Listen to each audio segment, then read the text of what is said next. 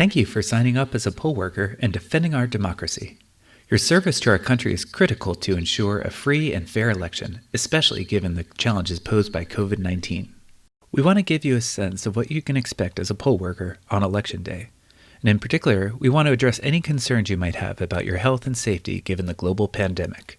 We'll cover all the ways election administrators are working to protect you, as well as how you can protect yourself. We also want to give you some logistical suggestions so the day runs more smoothly for you. Let's start with COVID safety.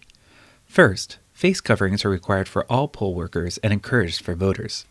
Poll workers will be provided face coverings, but you may want to bring your own.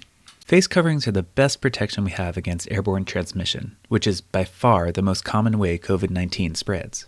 You and your fellow poll workers will be required to wear a mask while working.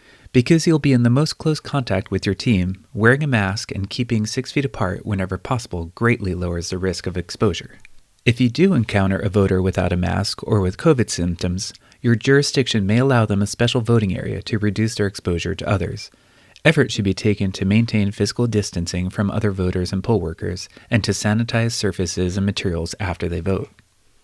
And on the subject of special voting areas, your polling place will look different than normal, providing space to support safe physical distancing inside and outside the polling place, which further reduces the possibility of airborne transmission.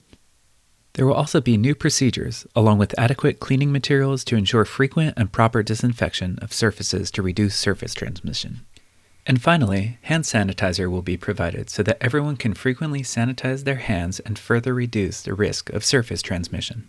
Now let's talk about what you can do to keep yourself and others around you safe. The most important thing is to monitor yourself for symptoms of COVID-19.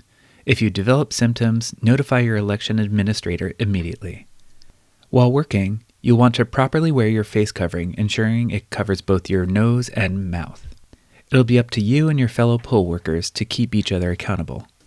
Wash your hands thoroughly and frequently, and when washing isn't available, use hand sanitizer. Whenever possible, maintain 6 feet of distance from others, especially inside the polling place. Make sure to take breaks when it's safe and there aren't many voters. If it's safe, fully take off your face covering and give your body and mind a quick rest. Remember, it's a long day. And don't forget, it's important to do all these things leading up to the election so that you're safe and healthy when you arrive. Let's cover some logistic points before we wrap up. First off, it's a long day of work, so there are a few things to consider. Remember to wear comfortable shoes since you'll be on your feet a lot.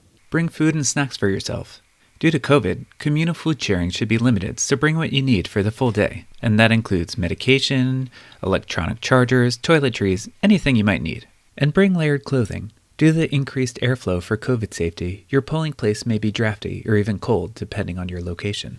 And remember that you cannot wear anything with a political message in the polling place, and you may even be required to wear specific clothing items so that you can be identified as a poll worker.